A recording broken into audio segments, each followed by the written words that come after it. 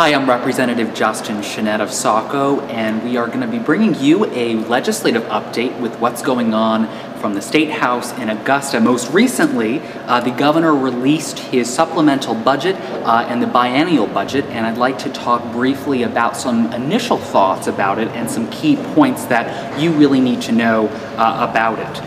There are some good points, some points that are going to need compromise with the Democrats and Republicans together, and there are some things that the democratically controlled legislature is not going to support. So I'd like to start off, though, with some of the good points, because a lot of times in this political conversation we hear a lot about what you don't like and some of the negativity. So let's focus on the positive.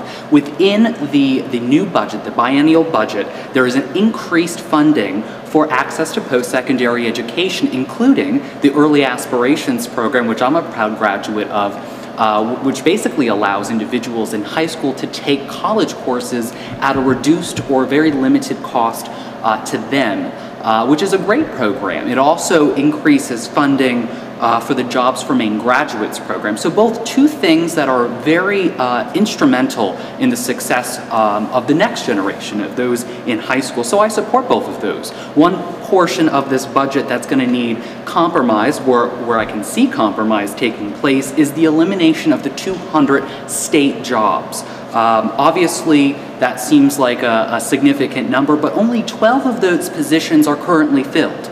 The compromise, I see it, is to keep those 12 individuals on staff and the 188 that are currently not filled. There's no people in these positions.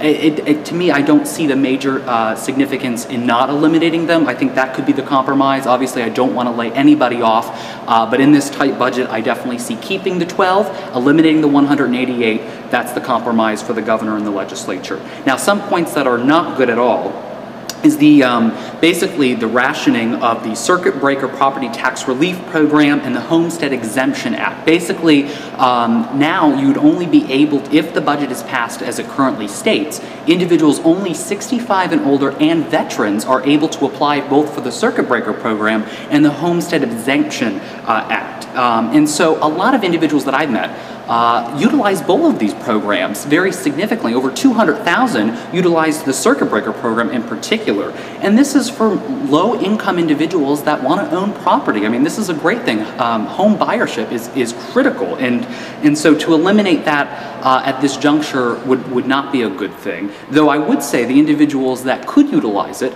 the governor wants to double the amount of the Homestead Exemption Act. So basically, instead of $10,000, it would be a $20,000. But again, this is only for seniors 65 and older and for veterans. But while they're getting a tax break for their property taxes, the property taxes might still go up because the governor wants to eliminate the municipal revenue sharing for the next 2 years. Now, some of you might be wondering, what the heck is that?